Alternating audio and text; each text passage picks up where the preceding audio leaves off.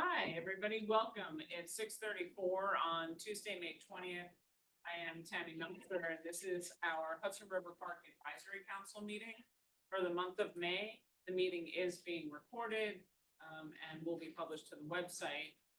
We have lots of folks in the room, so let's just kick it off and get started. There is an attendance form. Please make sure if you need the link, I can copy it and place it in the chat. Let's make sure that everybody signs in, please. That's how we evaluate at the end of the day whether you have made your attendance form or not. Signing into Zoom alone does not help. So please click on the attendance, the form to sign in. We have meetings from March. Minutes for March. Can I get a vote? Yeah. Can I get a yes? Second. Fantastic. We'll do a vote by affirmation because that's certainly the easiest. Let's see, are there any in opposition? Hearing and seeing none. Are there any abstentions? Hearing, seeing none, and assuming no recusals, minutes pass, and we will officially ask Mr. Adberry to have them posted by the team on the website, please. Will you send me a final link? Would it be possible to increase the volume for those of us on the Zoom? And I have yet to ever be called quiet, but sure, we'll try. A microphone next to you if you want. You gotta hit that green. Is this better, Tom? Okay, we will have the recording secretary send the official minutes to the Hudson River Park Trust to have them posted to the site now. We're gonna talk about some upcoming engagements because it's super important. It's not only the work that we do here, but that everyone gets to know other things happening in the community. So May 28th, there is an in-person Esplanade and Landscape Engagement meeting for the space between West 29th and West 44th. The flyer was attached in the agenda and has been sent out by the trust many times. Ditto for the June 2 virtual, which is the Manhattan Cruise Terminal Master Plan Public Workshop. And then June 3rd is the New York State virtual West Side Highway 9A public meeting. The in-person one is tonight as well. Again, we appreciate any kind of activation that you can do for the communities that you come from to share every single one of the things that we send you to make sure that the public is engaged. And with that, and a super robust summer season, we're going to start off with HRP with Chris McGann. I'm going to pass you the mic.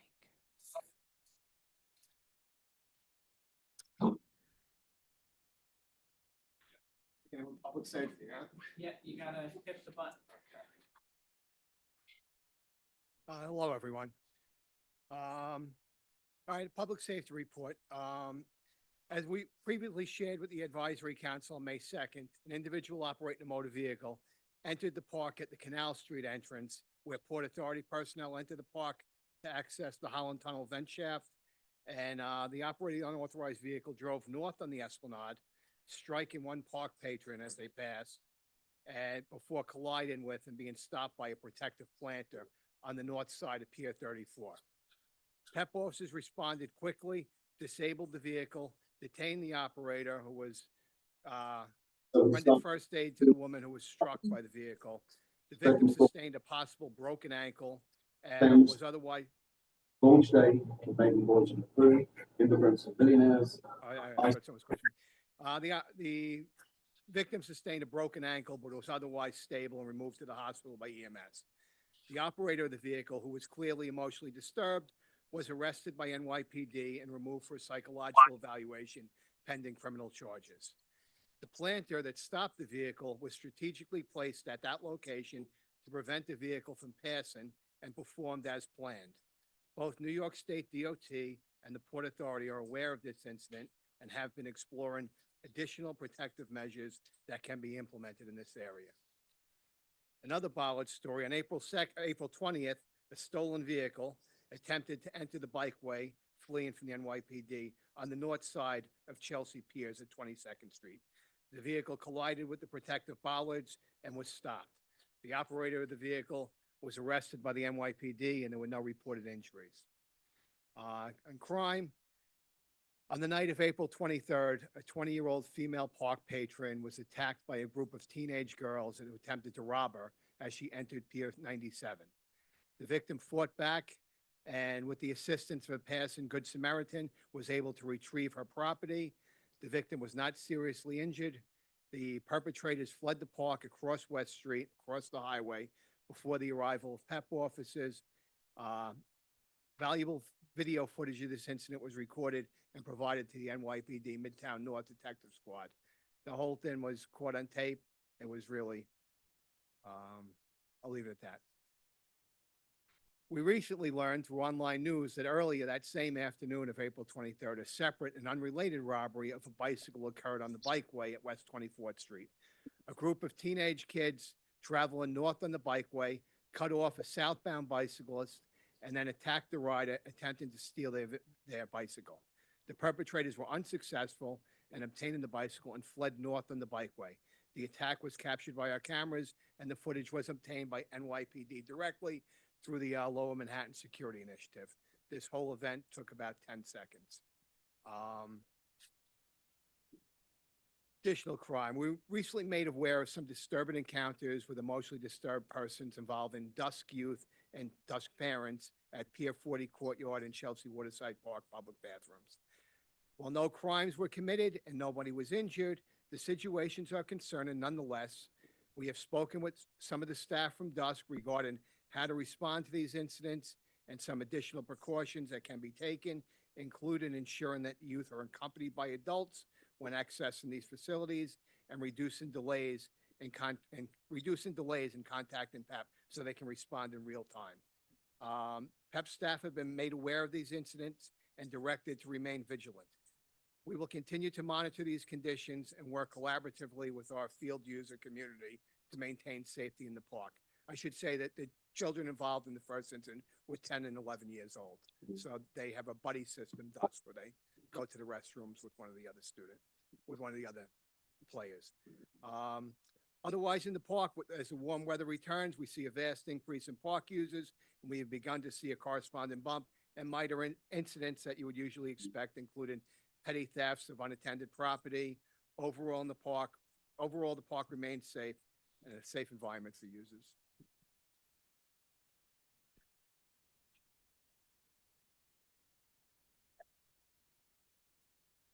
Didn't know if you were taking a breath or you still. Yeah.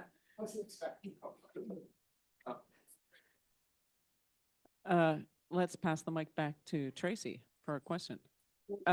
For those in the room, you don't need the mic, but for those online, it's highly appreciated. Thank you. My question is whether we know the intentions in both of the vehicle situations. Like, did they mean to drive onto the bikeway, and do we have any sense of their motivation? Well, the one at Chelsea Park, it was a stolen vehicle that was trying to escape NYPD. So I don't think that maybe they thought they were going to get away, but it was the bollards right off the roadway, and it stopped them dead.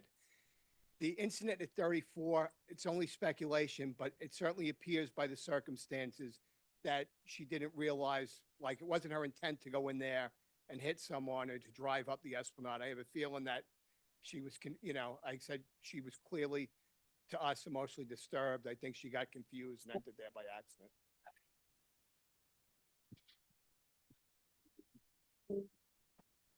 Do we have any other questions from anybody online? Oh, over to Dan. Okay, HRBT's response to the helicopter crash. I mean, there was obviously a lot of activity right at Pier 40, but I guess you didn't really reach. Was there any assistance that we provided? Yes. Yes, sorry. I thought that was I don't know, I missed that in this meeting. But yes, we responded to that immediately. One of the PEP officers witnessed it go down and put it over the radio. So everyone in Pier 40 responded out there immediately and attempted to assist NYPD and FDNY as it was chaos out in front of Pier 40 and all of West Street with emergency vehicles and other things. So we assisted in giving direction, trying to clear out the things. Boats were coming in at first, and then we were leaving divers with new divers. Later on that night, the mayor did a press conference from the end of the pier, and the next morning did it again. So basically, we were just providing whatever assistance we could, but we were there the whole time. We searched all of our cameras. We had no video footage of it. Anybody else have any questions, either in the room or online? Okay. Thank you very much, Chris. And if you pass the mic back to Susan, that would be wonderful. We're going to actually go into spring and summer programs with Carrie and Andrew.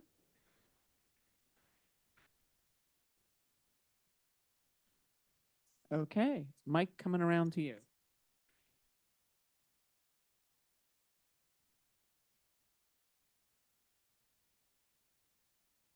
Thank you. Thanks, everyone. Thanks, everyone. Happy to be here. I'm Andrew Ronan. Really happy to report that we kicked off our spring programming season this past weekend with Submerge, entertaining on Saturday 4,500 happy families, all taking part in fun science activations. And on the previous day, over 1,000 school kids came out on the Friday the 16th. And that's just the beginning to a very exciting programming season that we have. As we go to the next slide, we have a lot of returning favorites that I'm sure you'll all know and love. As I mentioned, our Submerged Marine Science Festival, Healthy on the Hudson, formally kicks off on the 27th with activities throughout the park on various piers where people can get their fit on for free with great partners like Tone House and a few others that are coming through this year, and Chelsea Piers, I should mention. Sunset Salsa comes back this year in August to Pier 76. It always starts a little calm and then heats up. No pun intended, towards the end of August. This year, because of its popularity, we are doing a fall version of Sunset Salsa that'll move to Pier 45. So look out for that. And of course, our favorite Blues Barbecue Festival coming back bigger and better than ever on August 16th. Boardwalk Blues, our new series we started last year up at Pier 97, returns this year. I think we have 2 more events than we did last year. We had 4 last year, 6 this year at Pier 97 on Tuesday evenings. Dance is Life, another popular dance series at Pier 76, which is now the dance pier for the city, is coming back. And feel free to join us for open dance, Latin hustle, disco fun times is the best way I can describe it. And Jazz at Pier 84, the very popular jazz series that we do, leads us into Blues Barbecue this year with Thursday evening events up Pier 84. Broadway by the Boardwalk, I am teaming to announce who we have this year, but I cannot yet because they're not confirmed. But we've expanded from 4 events to 6 this year. All I can say is we're kicking off the series with a legend, and we'll be ending the series, or nearly ending the series, with 2 legends. And in between, everyone else is absolutely fabulous. But back this year on Monday evenings from July 7th to August 11th. Our Sunset Celebration series is sort of the reimagined version of Sunset by the Hudson. This year, we're looking at 2 celebratory events that speak to the particular groups and culture that have called the park home historically. On the day after Juneteenth, we'll be doing our Juneteenth celebration with the Ladies of Hip Hop and our Pride celebration on Thursday, June 26th at Pier 46. Featuring Poppy Juice and our friends from last year, the Bad Judies, will be making an appearance as well. If you're around Pier 62, 63, and 64 on Saturday, June 21st, please feel free to download Improv Everywhere's MP3 experiment and join in the antics as 2,000 people explore the pier in fun and quirky ways, all listening to instructions on their iPods. This is our River Project portion, which is Carrie, right? Oh, Sierra. Hi, Sierra. Hi, my name is Sierra. I'm filling in for Carrie today, and I'm an environmental educator with the River Project. So we have a bunch of exciting events and features around the park and some new things this year.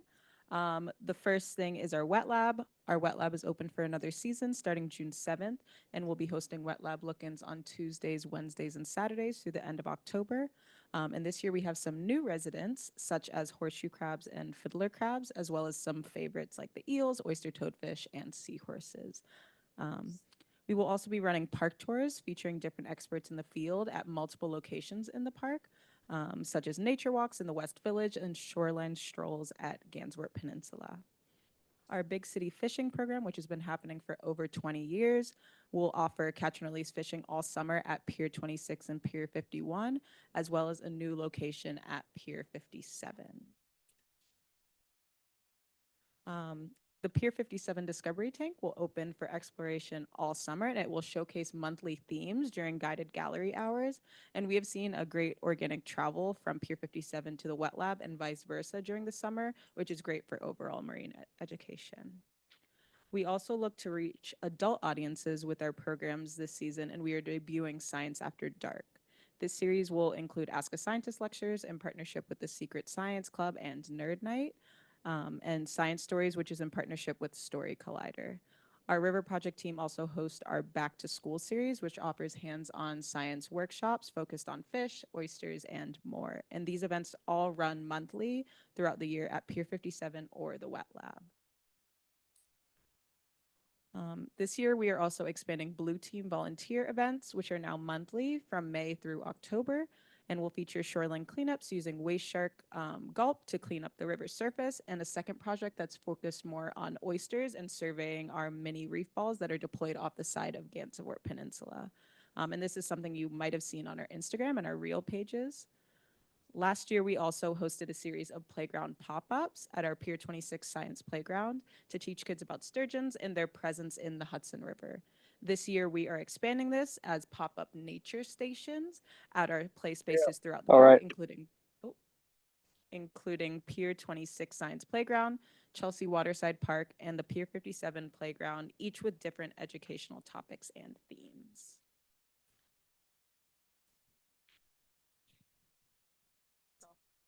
Yeah. I think I already, yeah. I could do it again. Sorry, I'm from New York. I'm a very fast speaker. Just to round this out, I'm happy to, oh, sorry, I'm very loud. Just to talk a little bit about sort of like some of the intent and purposes, I think with our advisory council, beyond just the program, you guys want to understand a little bit of our goals. So one of the things that we really try to do with our programming is really harkens back to the original days of, say, the Hudson River Park Conservancy in the earliest days of the park, which was to use our programming to help activate underutilized spaces of the park or interim space in the park. And you'll see that's right. There's a heavy focus on things like Pier 76, not on the slides. Oh, sorry, I can be louder. Not on the slides were things like bike skills on Pier 76. We have dancing on Pier 76. We have a number of events coming to Pier 76. We have Blues Barbecue there. So we're really trying to use what is currently really interim space to really activate it as park and help make sure people understand that these spaces can be used as park. We also try to draw folks to places that are maybe not as heavily used. You may see like the West Village Esplanade, packed, jammed, doesn't need a single more body. Places like Clinton Cove and Pier 97, which are really new spaces and have new merging residential communities nearby. We are putting a heavier emphasis in some of those areas to help make sure that we're drawing folks out to them and people know that the park is there, that they know that it's available to use, even when programming's not going on. So obviously 97, we've seen a boost of folks exploring and enjoying that area, coming out with their kids. But you'll see that we've done things. We have Big City Fishing up there. We have Healthy on the Hudson up there, Broadway up there. We have Broadway by the Boardwalk up there as well. Same with things like Pier 84, where we see some less usage, although obviously we are going through the planning process for expanding that, and which I think will similarly attract more residents as we go. Overall, though, one of the key things is we do have a breadth of the full park. We go from all the way from the south all the way to the north, and we try to make sure that we're creating welcoming environments for sort of a broad range of communities, broad range of interests with it. So with that, I'm happy to stop for a second and see if folks have any questions about programming specifically. Tracy, do you guys want to yell your questions and I'll repeat it into the mic?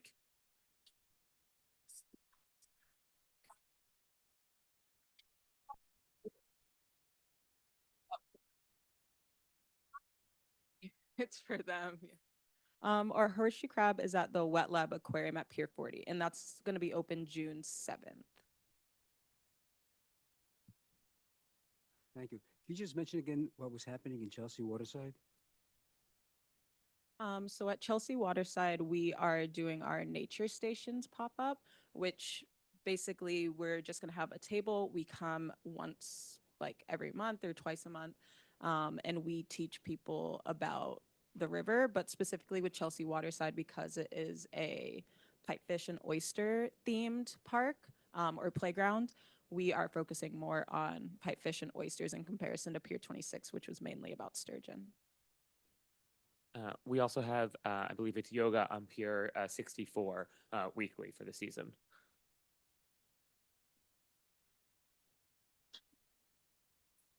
Tom?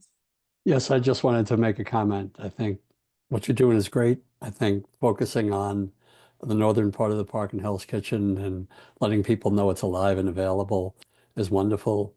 Um, is there any way to look at the connection with Riverside Park? Because in terms of maybe getting people to come down as well as just across um, the street, any kind of co-marketing or, Riverside South.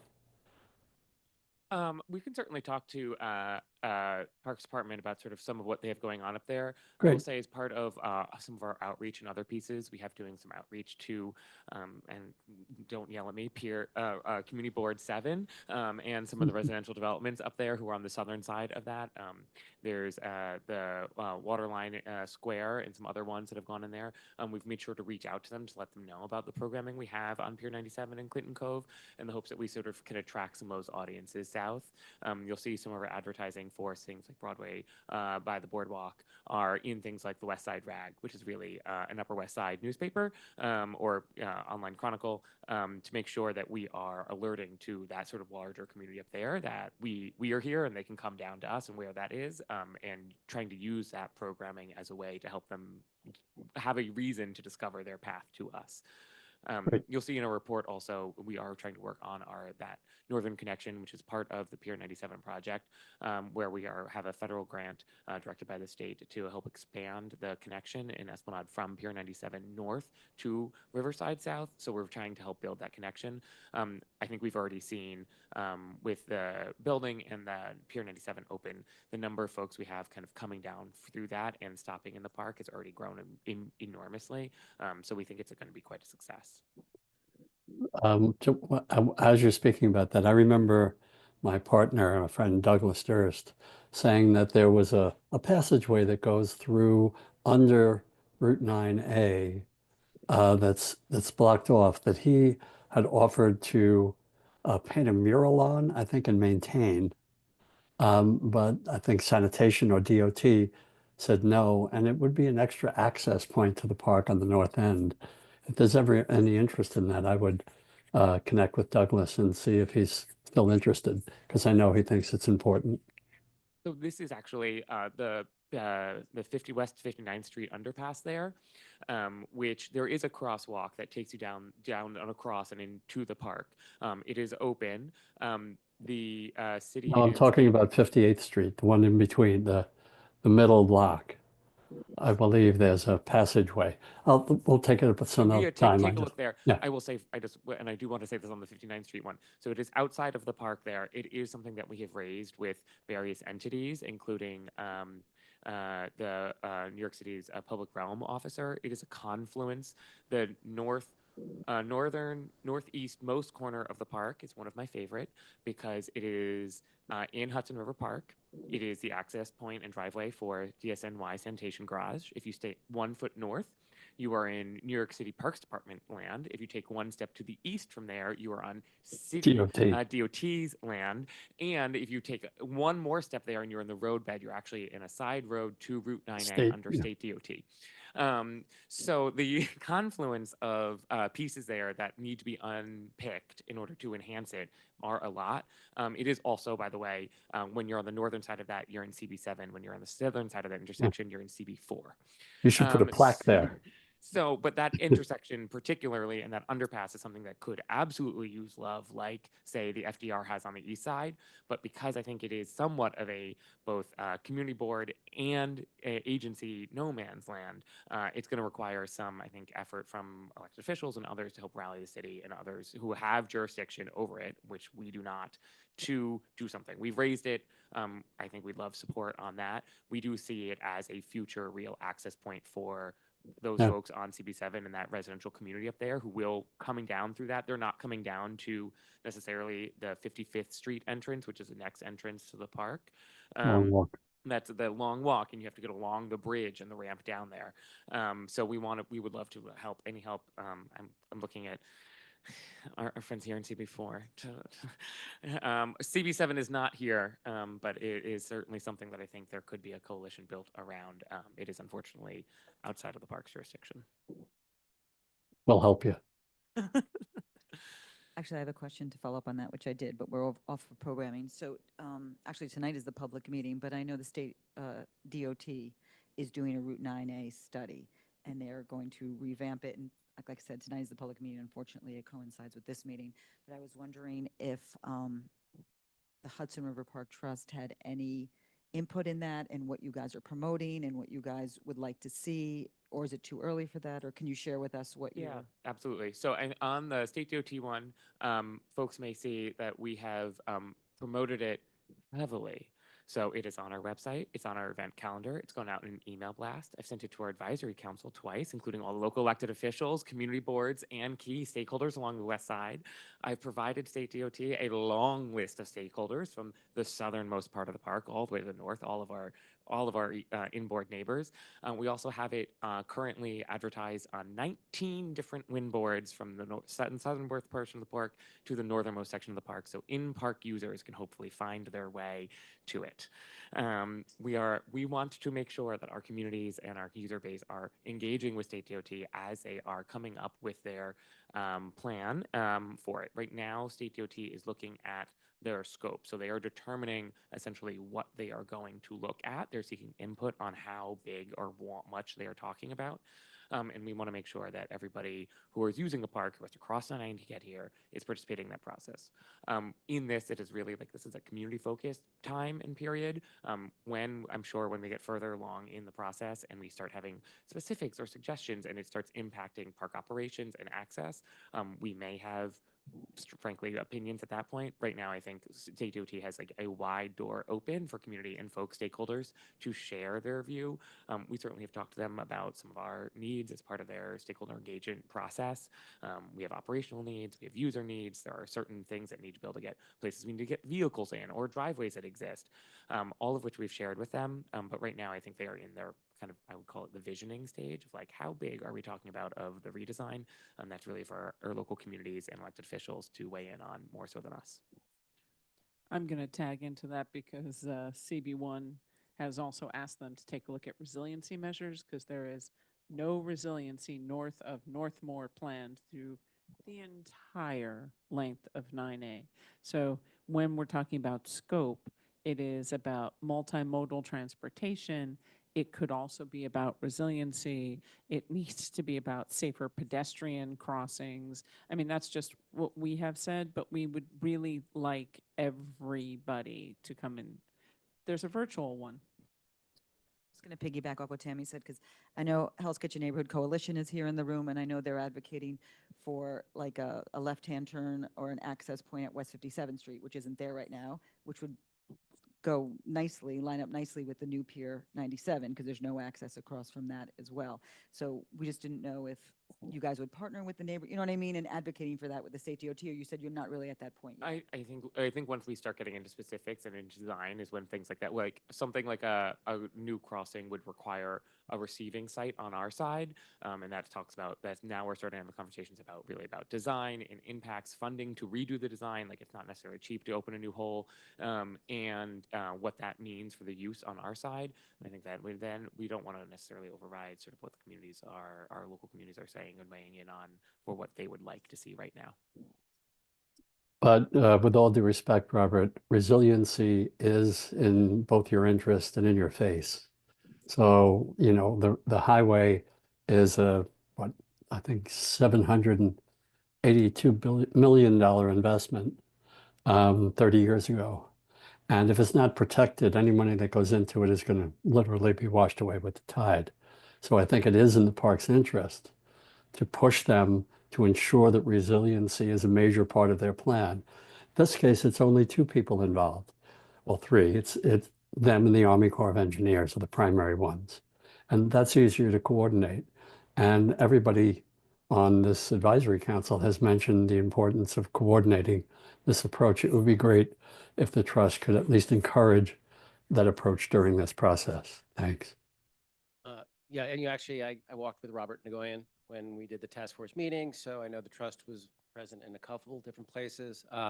But actually, with the summer and there's so much traffic on the bikeway, which is another plan that I think all the community boards agree with, that there has to be some kind of relief on 9A. But my question for Chris is, I'm blown away that there hasn't been any safety report on like head-on collisions on the Greenway.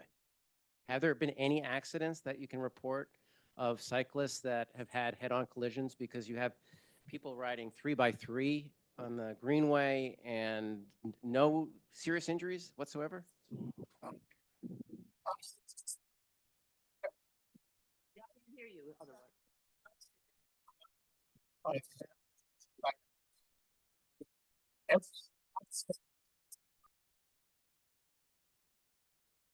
And a good portion, I'd say probably more than half of the accidents happen on the bikeway.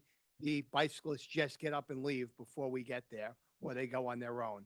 There have been some serious head-on collisions. I'm thinking of one right now, but there hasn't been, that I recall, that many serious injuries, certainly head-on collisions that was, severe. I mean, a recommendation is maybe not having people riding side by side, as we really don't have any relief. You have so many slow cyclists, especially tourists, that are riding 2x2. And I know we talked about this in the past, and I know we can't do that for some reason, but I'll give it to you. Just to chime in on this one, and you guys have heard me and I'm broken record on this one. The bikeway is not part of the park. It is under state DOT. It is policed by NYPD. We are not able to create rules for it. We're not able to enforce rules for it. Certainly, like we, with everyone else, can try to encourage safe cycling, but it is outside of our jurisdiction.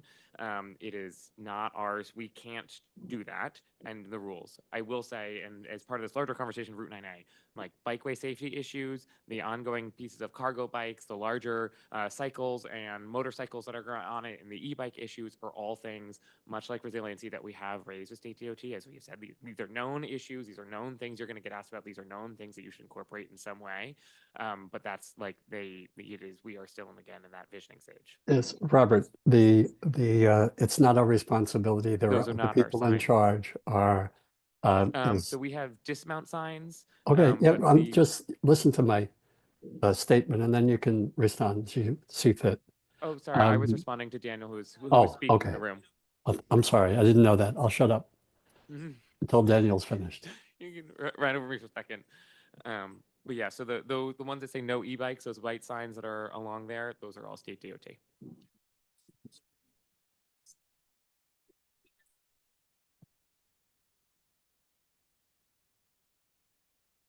Has there been any enforcement at all on the e-bikes? Because I've asked people, even when I'm waiting to cross the avenue, when they're sitting there with delivery something and just having come off, and I said, "See that sign over your head? What do you think?" And they just shrug. There has not been that much recent enforcement for e-bikes. We were partnering with NYPD at the end of last season. We hope to do it again this season. They are, especially the 6th precinct was what we did it mostly with, and they've been busy with other things, haven't committed to that. NYPD's also created a quality of life unit that it's not clear what their enforcement is, but it is something we look to do where we can. But as Robert pointed out, like we can do enforcement where there's a nexus with the park, an entrance or something. So it's not that easy. And like I said, the signs are state DOT. And their signs, it's not written into the vehicle traffic law or anything else. The summons is for failure to comply with the sign. So it's, you know,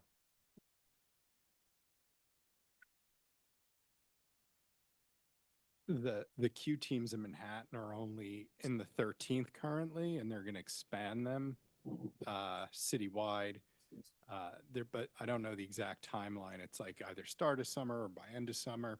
And this is just information from Midtown South perspective, so we don't even cover the park. But the Q teams are going to be doing operations on bicycles and bike lanes because that is a big concern citywide, not just in the park. The sixth precinct I know covers a portion of the park, and then and also Midtown North. But I'm not sure of the rollout, so it's hard to say if they're going to have a dedicated unit that's going to specifically look at that. It's possible that maybe it might be worth talking to, Deputy Inspector Williams, Inspector Williams from Comlink, who's kind of running all the Q teams, and see if they can do maybe operations when there's high levels of park use, like particularly on the weekends. But to be realistic, it is very hard to enforce e-bike usage, especially with delivery drivers. It's just very hard. There hasn't been a clear mechanism of enforcement with that, and everyone yells that they want enforcement, but then when the police turn around and enforce it, people go, wait a second, you're picking on the wrong communities. So let's just be kind of conscious of that and figure out exactly what it is we're asking for.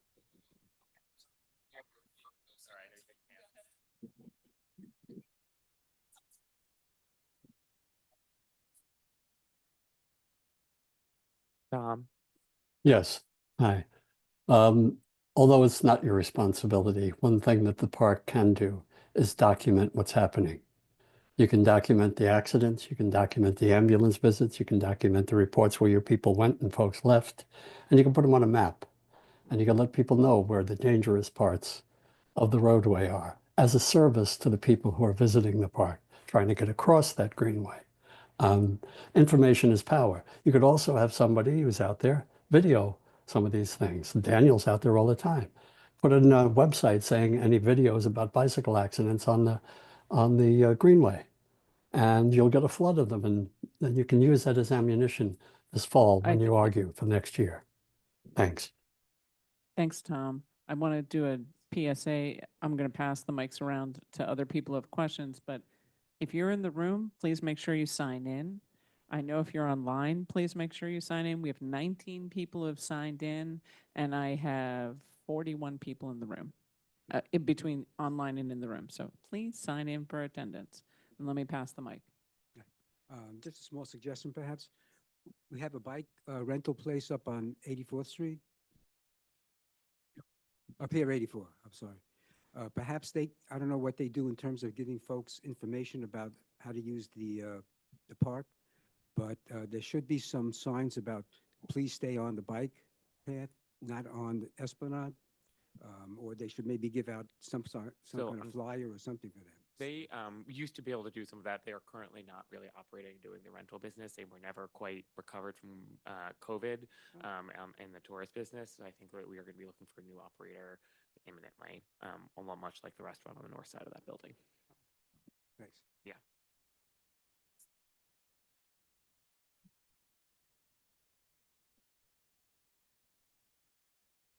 I'm not really sure, but I did get a notice that I was going.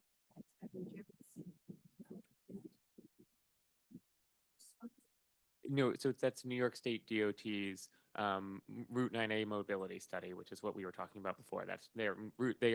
State DOT is studying the whole corridor, including the bikeway.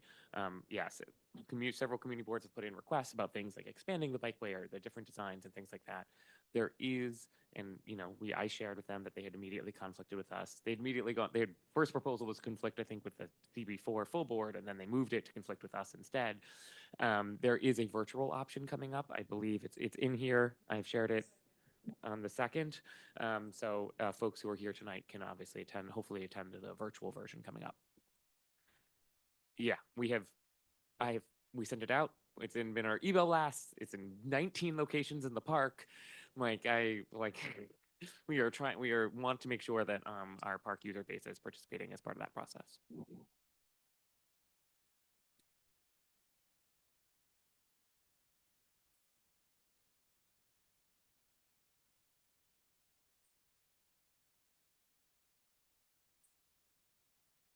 What do you want to hear? Oh, no, wait, it's back. Sorry. It was flashing like a disco ball for me. Okay. I think that's it when it comes to this part of the presentation. Anything that anybody else has about spring and summer programming? Any questions specifically on that? Martin, you had your hand up. Go ahead, Martin. Thanks, Tammy. Actually, I may have missed this when Chris spoke. It's not programming. NYPD pulled the body out of the water a week ago Monday. I was wondering if he had covered, what the story was with that.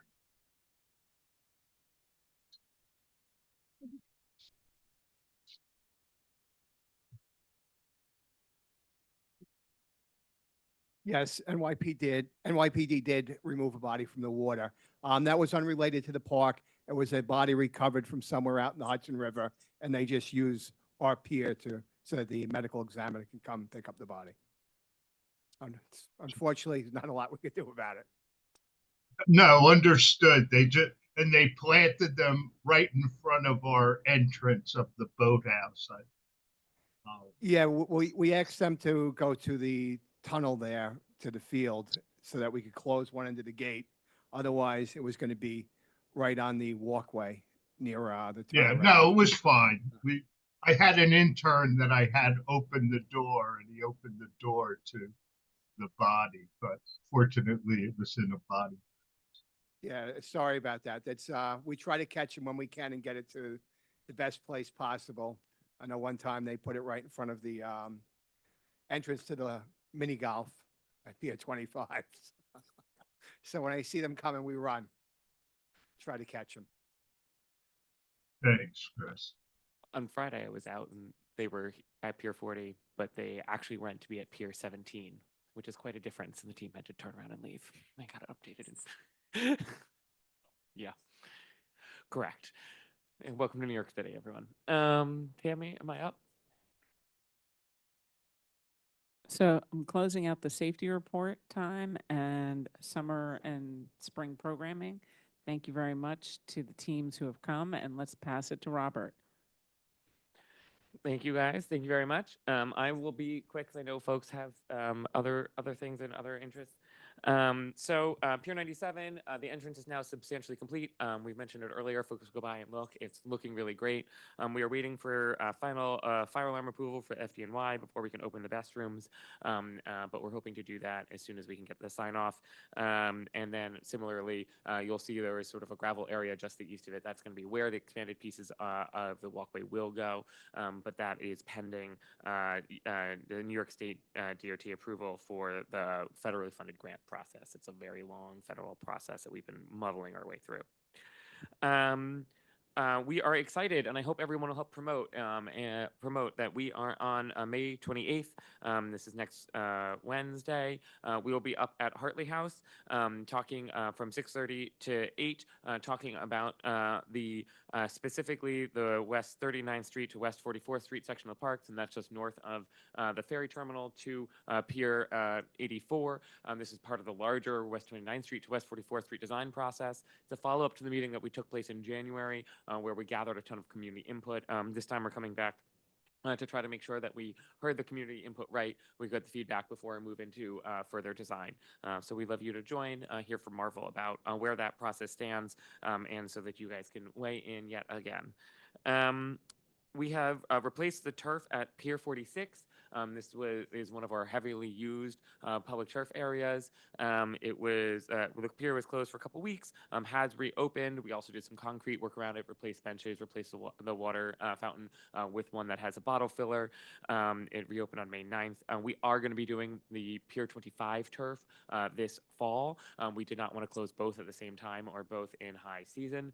So we'll be doing some swaps with the fields for the fall season because there are some sports leagues that use the Pier 26 turf for some little kids things. Pier 40, we're continuing to work forward on design and bidding for some of the work, particularly around the fire suppression system. It is an enormous building, as you all know, quite complicated. We will be coordinating with tenants when we have more information on how that work will affect operations within the building. That includes the trust's own offices, other things, as I said before, like the ceiling in my office has to come down. So it's going to be a larger, really large project, and we will share more information as we have it about how that might impact when we have some bids and some approaches to the work. As previously reported, we have Rycon, who is doing work, going to be our new marine construction for park-wide repairs, these things like bulkhead, pier repaired, pile repairs, all of those sorts of things. It's going to be for a multi-year period. The first task is going to be doing some repair to the cribbing, which is along the shoreline, right on the front of Pier 76. This is a minor intervention. They were open. There are some weak areas that we want to make sure that we are shoring up to make sure that we can maintain access while we look at redoing the pier writ large. We expect that the work will only impact small footprints at any individual point, although we do expect it to move a little bit as will. I don't have an exact start date. I will say, as for this, like, we are not currently to change any of our programming or the overall use of the pier. Pier 45 stage structures, folks may have seen, they were down for a brief while over the shade structures. We're replacing some of the torn, ripped fabric. We decided to do them all at once. They were at this point over 20 years old, so that the concept that that fabric and those coverings lasted this long is spectacular. The ones on the far western end has been replaced. The ones in the center and on the eastern side, we expect to, after some brief tariff confusion delays, I'm told they are stateside now, and we are currently working with the contractor to schedule a date. We are continuing to work with Evergreen on some of our art restoration. They are cleaning the LGBT memorial this May, and they are working with our maintenance staff on some best practices for long-term maintenance when we aren't doing these sort of larger interventions. They will be cleaning two large tables, which at West 29th Street. They've already done the Pier 40 lobby mural. We are also working on trying to make sure that kids stop using that thing as a soccer ball backboard for work playing inside the lobby. Yeah, don't look at me like that. It's not really. I'm working on it. Folks know this spring we issued a request for proposal for the Pier 40 youth baseball operator. Our team is currently reviewing the submissions and hope to make a selection imminently. That may be slightly old news at this point, but that's the information I have. We have Hudson Plate, which will be coming in to Gansevoort concession. They have largely Mediterranean fare. There's going to be hopefully some grab and go, some quick things to the new Gansevoort concession, which we hope to be very popular. We have that one, I believe, we hope to have beer and wine as a trial period to see if it works. We think that folks will enjoy sitting and enjoying the sunset there. But it's just a trial. It's a very short-term contract with the concept that we want to kind of get some test the market, proof of concept before seeing how things work before agreeing to a longer-term concession. We are also working on a new concessionaire or in negotiations with a concessionaire for the Chelsea Waterside Park kiosk. Here, I will say our team is continuing to work also on the Pier 84 concession one, which has been held up to a series of FD&Y improvements from the previous operator and things that were work that was left open that needs to be closed out, which is delaying the process. And I believe once we also similarly have FD&Y sign off for Pier 97, we'll be trying to move forward, find a concessionaire for that one also. I'll pause there if there are questions on anything I've talked about so far. Daniel. So I know I probably asked you this question before. but so your office is going to be renovated. You're going to have to leave. My first question, I have two, is do you operate remotely, or what is the plan for HRPT when the ceiling is going to be removed and replaced? I don't know yet. That's what I was saying. We don't know yet. It is possible some functions are remote. I will say Hudson River Park is largely a physical entity. Like you can't pick up trash, can't move things, can't secure the park, can't do any of the maintenance remotely, and you need space. So we are currently trying to figure out what it means. Similarly, and the phasing that it inputs, because there are two pieces of it. There is some concrete work and then there's some structural work. What that means for individual operators when that work can be due. We are going to be looking to work with the contractor on what that phasing looks like, how it impacts. We are well aware of the tenants in the building. Our goal is to minimize disruption as much as maximally possible. We want to give people maximum notification. It is a 15-acre site. There are, like, the concept that you can know all 3 years of construction all the way at the very first day, and it's going to be accurate 2.5 years later, based on construction delays. When you go to do work, you open a wall. When you are moving a sprinkler head and there is greater spalling than you could see without having taken it down. Those are the sorts of things that, like, we can't predict. Those would change the schedule. The whole thing may shift. So we're going to be working with our team extensively on trying to make sure that we have the best plan that we can have. And then it's going to be a long, possibly painful process as the work moves throughout the building. And this is all the garage spaces, our offices, all the tenant spaces. It's kind of everywhere. I have no information on what it means for tenants. If you're going to ask me what it means for operations of tenants in the building, our goal is to maintain fields to the maximum extent possible. We are incredibly sensitive to that fact. We know it's a massive disruption. I don't believe that we are looking for a full closure of the fields at any one point. There is work. Folks will see the shoring of, I will call it the loading dock roof around the edge of the field. There's a lot of shoring and netting that's in that place right now to maintain access and make sure that up while we are planning and go to undertake this work. When that work on that needs to happen, there will be some field impacts. It leans out to the field, whether that means hopefully we can lose 10 feet, 20 feet of one side of the field and leave the remainder of that open.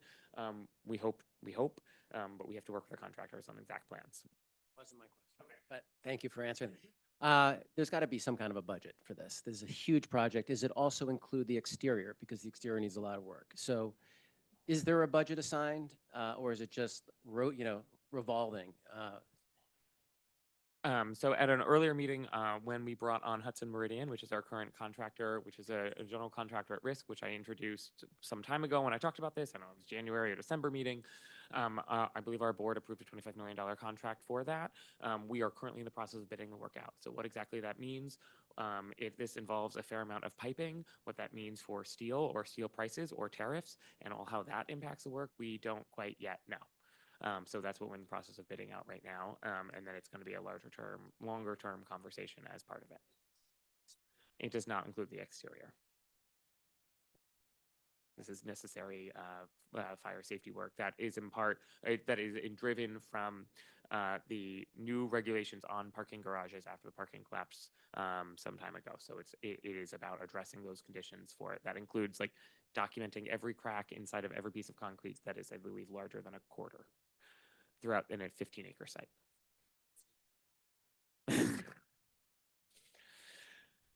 TBD. Any other questions so far? All right, I'm gonna skip. We did other West Side planning. We did public safety. We did our spring programming. We are our river project team is working with DEC to install a fish receiver on Pier 25. This is an acoustic receiver array that detects fish that have been tagged with unique acoustic identifier. This is something where there's a large national system that where folks who tag fish, they receive the tagging. This is a receiver that does a ping off of that fish so you can track their movements. A lot of those fish are, say, have been tagged in South and North Carolina. DEC knows that they are up in the Hudson River because there's a receiver further north than us. We assume that means they passed us at some point, but we're now going to have better tracking. We hope to be able to get some interesting and useful data for it. I described it an easy pass for fish is what I was told. I'm going to skip public programs. I will, events and permits, High Rocks. which is a really great partnership, which is a high-powered athletic competition. This is the international competition that goes around and does a series of events. Is going to be at Pier 76. They are in the first weekend in June. They're doing a really great partnership with us as part of both sort of their use of the pier. They are also partnering with Hudson River Park Friends to do an event that benefits Friends. I believe it's called the Friday Night Lights version of it.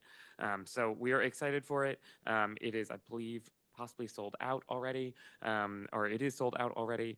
So we are excited to be able to host that. It's one of those events that both is able to take place in the park and really aligns with some of our fitness mission. This is one folks may know. Hudson River Park is an incredibly popular place to run. It is a running central. It is a running haven, particularly the lower section of the park, but the whole park writ large. We love our runners. We are proud that our runners are here. Our runners and the run clubs are a developing issue. We've seen in recent years, the past couple of years in particular, an explosion of sort of Instagram-based run clubs. These are clubs that are often based around individuals or largely also there's a number of sort of new corporate entities that do this. They will have corporate sponsorships that come in and do it. They show up in the park. Sometimes they show up in the park with pop-up tents and sneakers and a whole display without having any sort of permit whatsoever. Do just full corporate activation here. Sometimes there's just 800 runners who decide to meet weekly on the West Village Esplanade. Sometimes there is 800 runners. This happened last year. There was a group that was 800 people. There was a group that was 200 people, and there's a group at 500 people who met between Pier 45 and Pier 55 here at Little Island between the hours of 6 p.m. and 7 p.m. and all ran on the Esplanade at the same time in one large, massive, continuous group. So we are trying to introduce some things. Obviously, that sort of activity, any group over 20 people requires a park permit. We are introducing a particular permit for run clubs that would allow us to try to help regulate some of that usage, help make sure that we're maintaining the Park Esplanade as both a safe environment. I will tell you, 1,000 runners at a peak 6 p.m. on the West Village Esplanade in a continuous mass who are trying to have a conversation and running 3, 4, 5 abreast down the Esplanade is dangerous. It creates safety conditions for other users. It really impacts experience of the park for other folks. So we're trying to make sure to build both allow our runners and our run clubs to happen. We know it's something that people love to do. It's very a fun and group activity, but also try to maintain some safety and order alongside of it. If you guys see things, please obviously always let us know. We do catch a lot of them. I'm in the park all the time and I encounter them. I was shoved by one last year. So we're trying to work with our run clubs collaboratively on making sure they have runner etiquette, not running more than 2 abreast, make sure that they're launching in waves so there are gaps so that other folks can use it. And trying to be respectful of it and also sort of meter when and where folks are doing it, which is frankly what permits are designed to do, is to meter sort of when and where to make sure they're maintaining use in the park. Do any folks have any questions on that? Yeah, Tammy. So I have a question about organized run walks, as long as you're talking about runners who are somewhat organized, some unorganized. I'm asking about the runs for, Charity run walks, yeah, permitted. yeah, the permitted ones. Yep. And seeing, just for argument's sake, the ones that go all the way up the Esplanade from Lower Manhattan up to maybe 14th, or those that close the West Side Highway. Do those impact the park and its operations at the same time? And do you get notification on those kinds of things? We are in our popular place for it. We understand Hudson River Park is like uniquely situated for the charity run walks. We have every, like I will say, and I don't want to be too crass about this, every possible disease, cancer out there in the world does their charity run walks. A lot of nonprofits do them here. We are uniquely situated for some of that. We are happy to host. We do have permits. A lot of them, they have permits. There are permit fees associated with them. If your event gets over a certain size and you have to shut down a pier, it is not cheap to make sure that they are sort of that we are limiting to in some capacity. We are really thoughtful about when and where we permit these. So we try not to do, say, the same pier back-to-back weekends. We try to make sure that we are leaving time among them. Eventually, and I will say if we are not there now, we will be there in shortly. We are going to top out on the number of those that we can host before we start, we believe, really seeing an impact on park use, and we will start having to turn folks away. So they do have permits. We do meter them. If there's a problem or you see an issue, please let us know. It is something we actively try to address. We work with folks on particularly run walks, permitted run walks that are sort of the one-time events on things like their routes, on their equipment, the time period where they are. It is something that we try to be quite thoughtful about as kind of we are with our larger permit system. Yeah, Sally.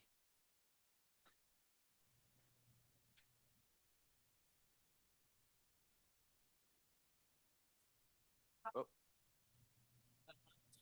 There it goes. I'm wondering if a possible solution is scheduling them, obviously at not peak times, but I don't know what time the park opens, but 5 a.m. for group runners. If that's, if runners want to run in a group, they permit for, if it's 5 a.m. whenever it opens, that's not disruptive to all the other park goers. So there's a real difference, and I will say this, there's a difference between the organized run walks, which are sort of the charity event runs. You know, I had one that was a bladder cancer that needed to loop. They looped Clinton Cove because they couldn't go distance from the portalets. They needed to be close by, so we couldn't send them down and back. So there's a difference between those, which are sort of one-time, one-off events, and they come back kind of annually, and that's what it is, versus the weekly run clubs. So we are trying to help kind of bring our run clubs in, and that means trying to work with them on when they want to be here. If we just say, no, there's no, like, I will not permit anything between 5 and 8 p.m., what's going to happen is they will say no, they will just ignore us. Things, and like we won't be able to get them to kind of work with us on any of the other impacts, whether it be size, whether it be waves, whether it be routes, whether it be general safety. So we want to make sure that we are being accommodating enough while also working with the run clubs on when they want to be here or can be here. If we can shift them somewhat, we certainly are going to try to work with that. It is a kind of give and take with some of this and trying to maintain some order. Once the group is running in motion, it is really challenging to do enforcement. Tom? Yeah, I just wanted to compliment the park. I went to a cystic fibrosis walk, Chelsea Piers, and part of the pier was closed for the event, and it was well done. And the rest of the pier was open to the public, and there were people on the tip of the pier looking at the sunset and walking their dogs. So you did a good job there. Thank you. Thank you. So my last question as a follow-up to that is, what's the maximum number of people that you permit for just a run walk that goes through the park, but doesn't necessarily start or stop in it? It is just passing through. Mhm. Like it leaves from Battery Park City and leaves up north to Riverside and doesn't stop here. Mhm. I don't know if we have a maximum number. It in part depends on the hours and waves. Like we have ones that are 2,000 people. There is say Shore Walkers, which does their event, which claims to have many more thousands than that. Of course, it's spread out, of course, like an 8-hour period. So a little bit depends on what it is. I will say we are more sensitive to things that are like larger ones. If it is a real timed race and you're trying to race, and then you are created, because what ends up happening is they create unsafe situations. They don't wait for cars that have at a driveway. They are darting around people. They can really create unsafe situations. If it is a fun run, really depends on it. We do kind of ask folks set off in waves, so that there is no more than say a couple hundred people in a chunk at any given point. But again, it kind of depends on exactly on the event. Perfect. Thank you. Keep going. Yep. So our fields continue to be incredibly popular. We have over 7,100 hours permitted across 6 active leaves for our spring season. Our summer permits are now in progress, which will be launched on June 16th, and that we will be on June 16th. We open applications for the fall season, which will be due by June 30th. This is again, it's part of our effort to align our seasons with New York City Parks Department for everything except summer, but to make sure that we have a window where people can apply, and we are getting people draft permits and their permits as soon as possible. They have time to plan their schedules. And it is predictable across year to year. We've had a number already of Green Team events. I will say, and these are kind of some fun stats. We've had over 1,300 annuals, 1,400 perennials, 361 shrubs, and 20 new trees planted in the park so far this spring. So we're excited. That isn't necessary. That doesn't even include the new plantings that are really taking root at both Gansevoort and 97.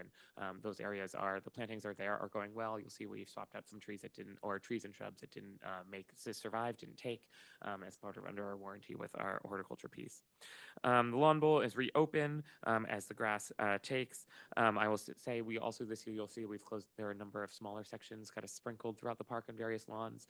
This is a time of year where if grass doesn't take now, it is harder to grow. As soon as it gets hot, it's hard for it to take. Really requires a lot more work, and we end up with brown spots later in the year.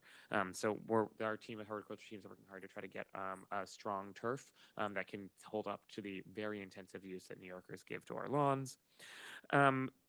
Chris kind of mentioned this, and it was something that some folks talked about on the way in. Well, we have seen a substantial decrease in the amount of graffiti this year. Knock on wood, I say that. It could change in a heartbeat. We have seen a much greater increase in intentional vandalism in our restrooms. There's everything from, say, dropping a boulder on a urinal and destroying it, to like ripping doors off, breaking sinks, damaging pipes. It is an ongoing effort. Public restrooms are challenging spaces in New York City, and ours are no different. Our team is working hard to try to make sure that they are as indestructible as possible, but it is something that we're seeing an increase of. I would say policing bathroom spaces in particular is a challenge. They are private spaces. It's not places where we can necessarily have folks just sitting and hanging out. So it's an ongoing effort that we're making. We are trying, to increase some of our responsiveness and checking on them to make sure that we are trying to be as responsive as possible to when incidents occurs. Folks may see the new bed planted at Christopher Street. It's not yet planted. Our team will be planting it in the next little bit. We're really excited. We think it's going to be a great addition to the plaza. This is on the east side of the bikeway. So it's part of our maintenance agreement for the plantings along the bikeway with State DOT. This is an interesting one. Last year there was a strong sewer odor in the area of West 26th Street around the boathouse there. After some deep investigation and a number of denials from our sister agencies, New York City DEP cleaned the sewage, the CSO in that area, and we have not had the same smell since then. So we're excited that they were able to take care of that, and certainly we'll continue to monitor the issue as we're going on. Folks may see, and it's just south here at Little Island. We also have some Barrier 1 gates elsewhere that are in need of maintenance. Barrier 1 does a lot of work around the region, and so we are looking to replace some of our damaged gate arms. These are the ones that places where we are able to have a vehicle access gate arm that goes up and down to keep vehicles out of the park. We are heavy into Pride planning for Sunday, June 29th. As folks know, this is a really challenging day in the park where we welcome 10,000, 8 to 10,000 people in 2 small piers. We are happy to try to support it. We are continuing our support this year. We have portalets, we have water stations, we have extra lights for light tower and safety. We hire private EMS to try to make sure that we are able to address folks if we can on site. If not, they can get them into an ambulance quickly. It is a long one. Our team does work throughout the night to try to restore the park and restore it for the next day.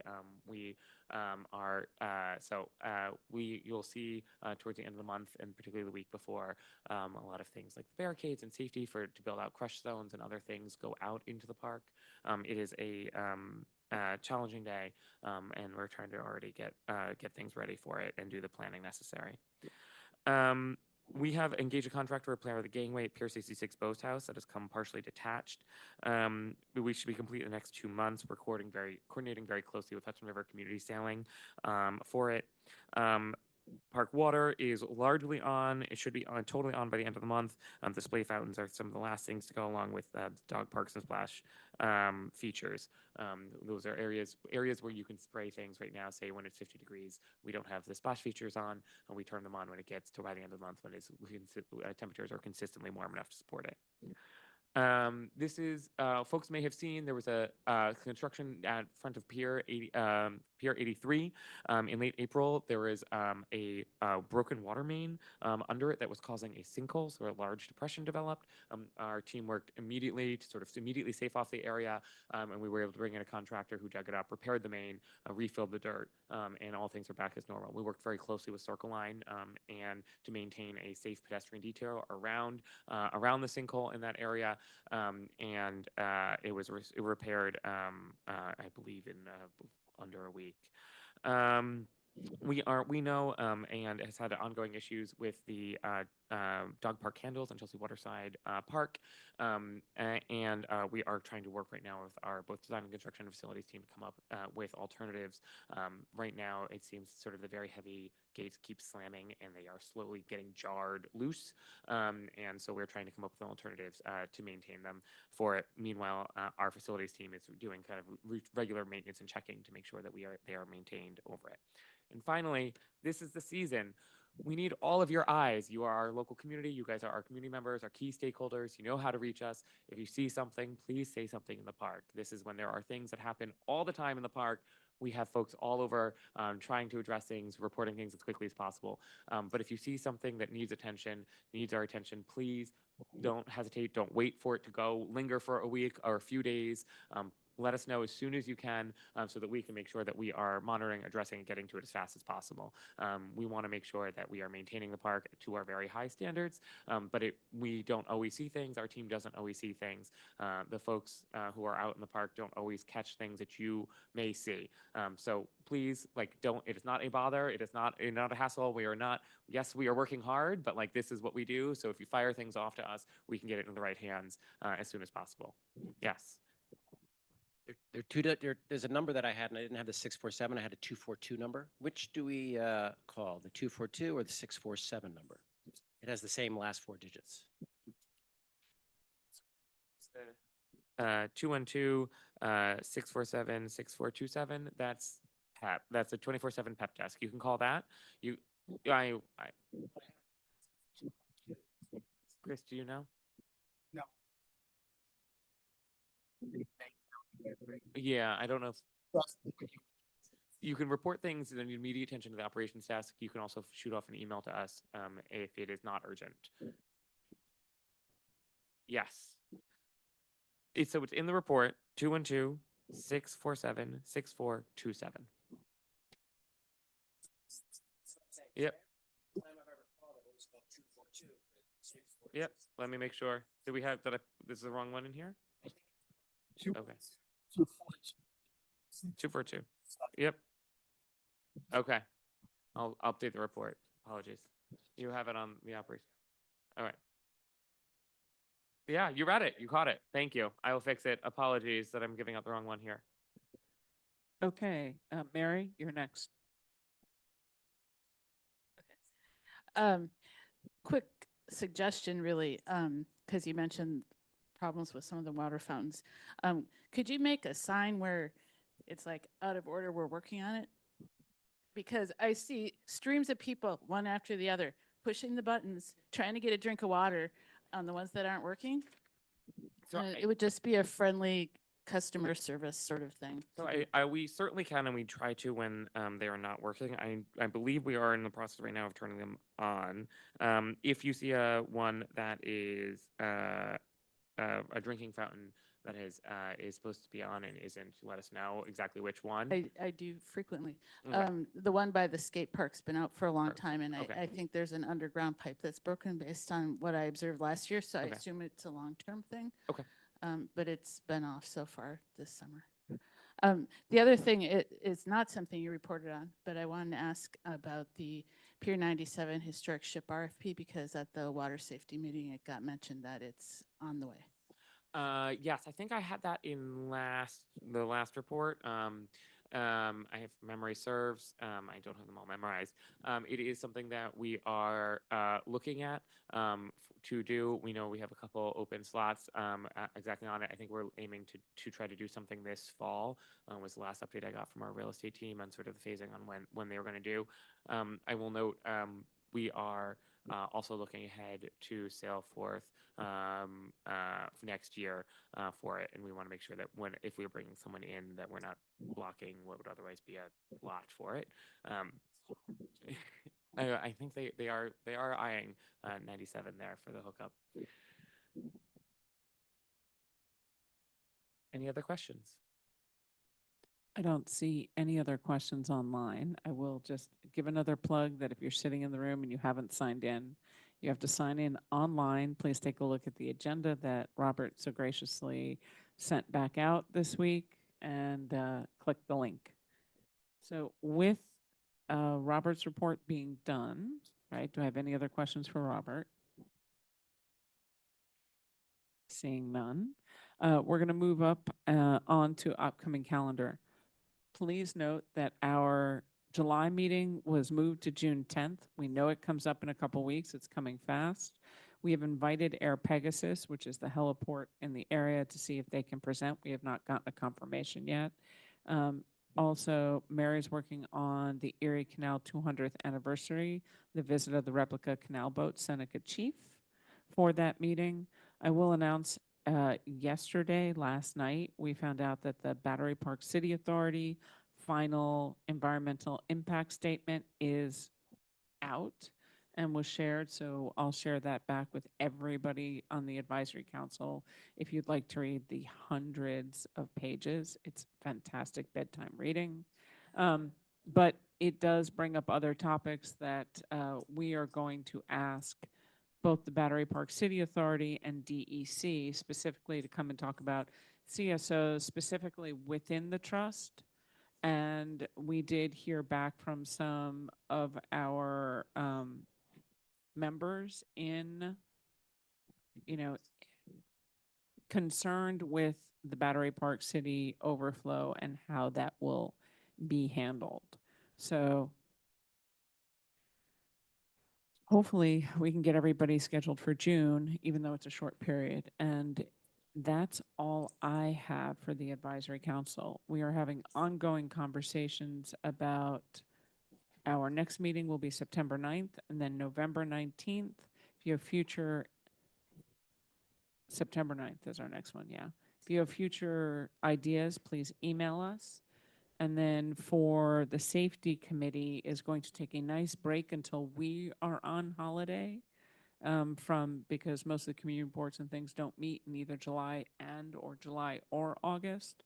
So hopefully the safety committee will meet again sometime over the summer and they'll coordinate a date for that. Anybody have any questions on it? Tracy. Tom, you're next. Okay. It's more not a question, but a suggestion for perhaps the June agenda, if possible.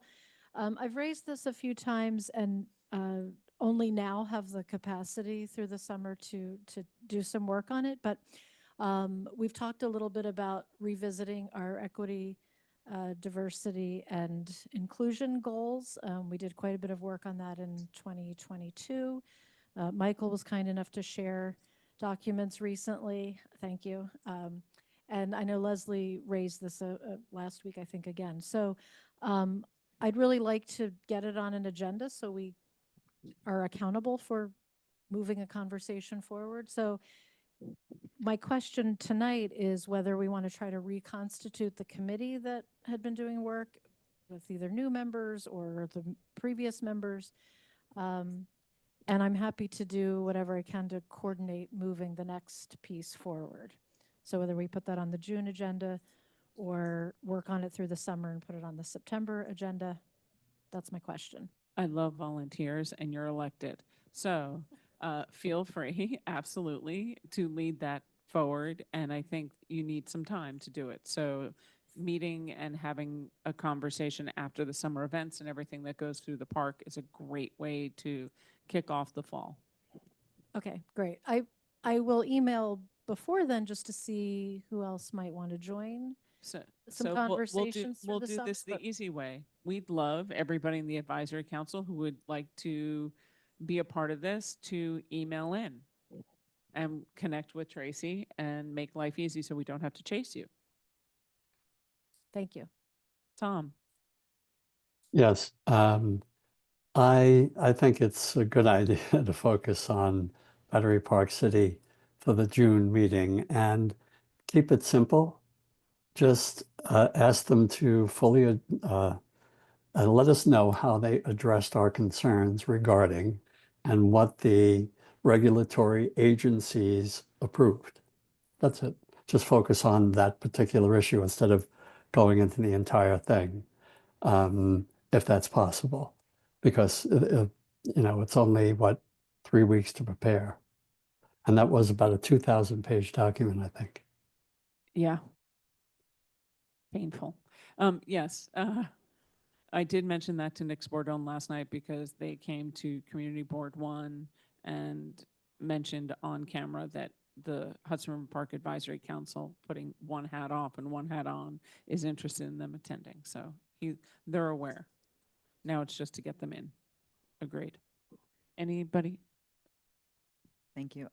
I mentioned this as a representative CB4 to Tammy and also the executive committee offline, but recently Manhattan Community Board 4 wrote a letter, the transportation committee, actually Alan, you're part of the transportation committee, wrote a letter regarding the heliport and the closing of the heliport, and it coincides now with the Gateway project, which is a unbelievably huge project, is already closing, Robert, what, 50% of the heliport will be closed for the foreseeable future because of the Gateway project. And CB4 thought this would be a good opportunity to kind of, not that we're reopening it because it's always been open, but to address it again, that we CB4 urges Hudson River Park Trust and our local elected officials to really assess the heliport and getting the helicopters out of there.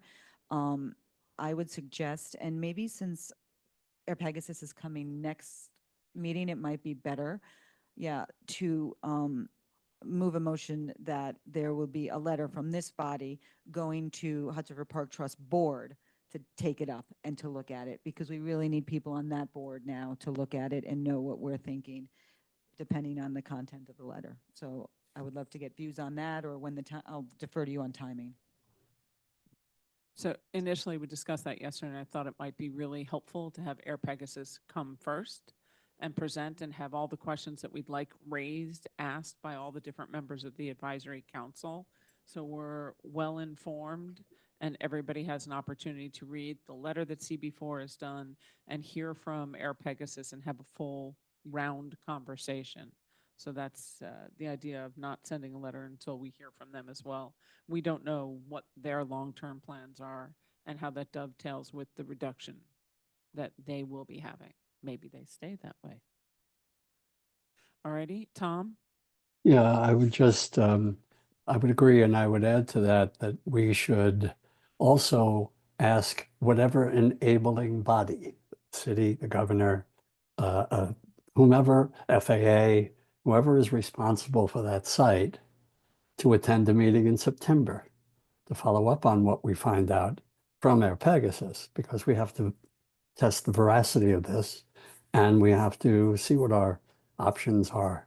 And hearing from them personally, I think would be very helpful as a 1-2 punch.